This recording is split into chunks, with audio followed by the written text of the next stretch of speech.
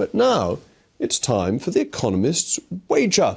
It's almost the grand national between economists. Two economists are here with me now and known to feud away on the Twitter sphere. And they decided to put their money where their forecasts were and sell things over a bet worth £1,000. The matter has now been settled and the defeated has paid up to the victor.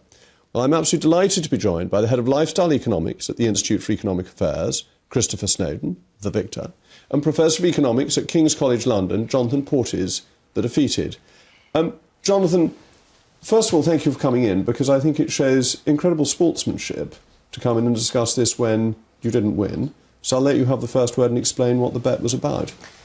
Well, back in 2018, we were commissioned, I and my colleague Howard Reid, were commissioned by, as it happens, the Equality and Human Rights Commission, but it doesn't really matter, to look at what the impact of various changes to the taxes and benefits that the government was planning, in particular the introduction of the universal credit, the benefit freeze, the rises in the minimum wage and so on, would be on incomes and poverty. And we forecast at that time, based on what the OBR and others predicted for the economy and what the government planned in policy terms, that child poverty would rise very sharply. And Chris said, no, that's not going to happen. It's not going to rise anything like that much. And we set a time, which was actually for 21-22, but the latest figures only just came out last week. And as you say, Christopher was right. I was wrong. Child poverty did not rise. As it happens, it's pretty much at the same level, depending on exactly how you measure it.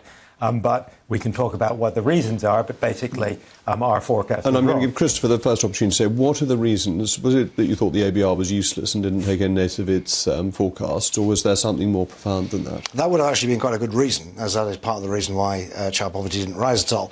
But no, it was simply the fact that if you look at child poverty over any period of time, it never got anywhere near the 41% that Jonathan was predicting. It had been never above 30% for a long time, since about 2009. And so without even reading his report, without knowing very much about universal credit, I just said, this just doesn't ring true to me. OK, so Jonathan, how did you come up with the figures? What led you to think that? To what extent were you influenced by actually not liking the scheme?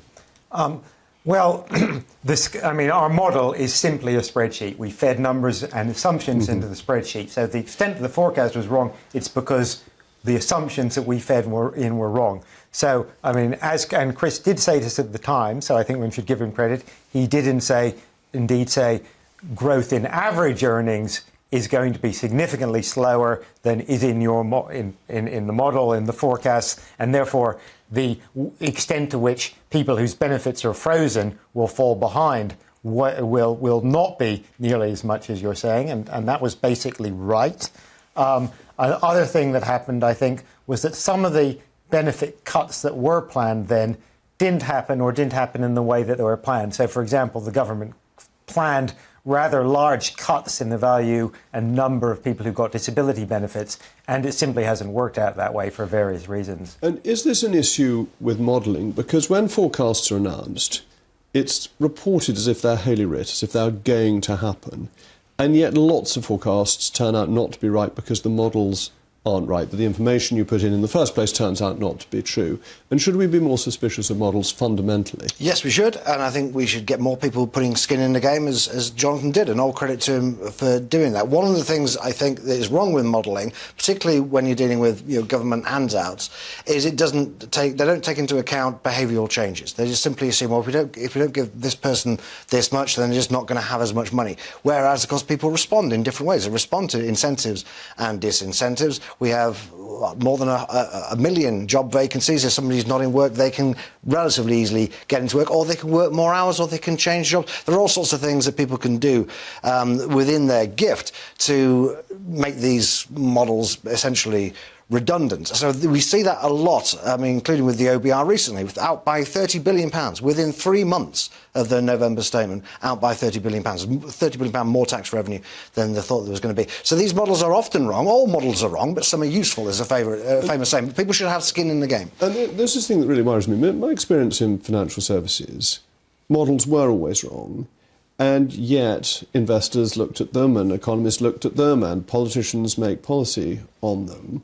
But this leads to fundamental mistakes in investment analysis and in policy making. How do we improve it? How do we make it better? Well, I mean, I think, as Chris said, there's a saying that all models are wrong, but some are useful. They force you to question your assumptions. They force you to say, well, if the model gives that result, what are the assumptions that are driving that result? Whether it's about how people respond or don't respond to changes in behavior, how businesses and consumers respond to the rise in interest rates. Is it actually likely that oil, if your model is assuming that oil prices will be $50 a barrel this year, well, what would happen if instead they were $100 a barrel? Those are the sorts of questions that models can usefully answer.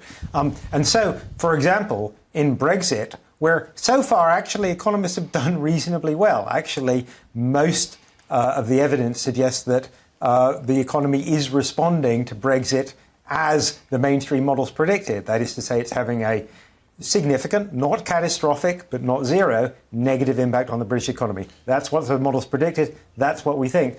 But the important thing is to say, well, what assumptions are driving that? We're making assumptions about how increased trade barriers. But how do you take into account behavioural changes by individuals, and how do you improve your models so that you don't have to pay out another £1,000 in years to come? Well, this particular model doesn't take into account behavioural changes, but lots of the models that I do work with and that other economists do work with do take into account behavioural changes. So, for example, the Brexit models assume that if you put up tariffs, that trade will reduce. Yes, we definitely shouldn't put up tariffs. Are you still friends?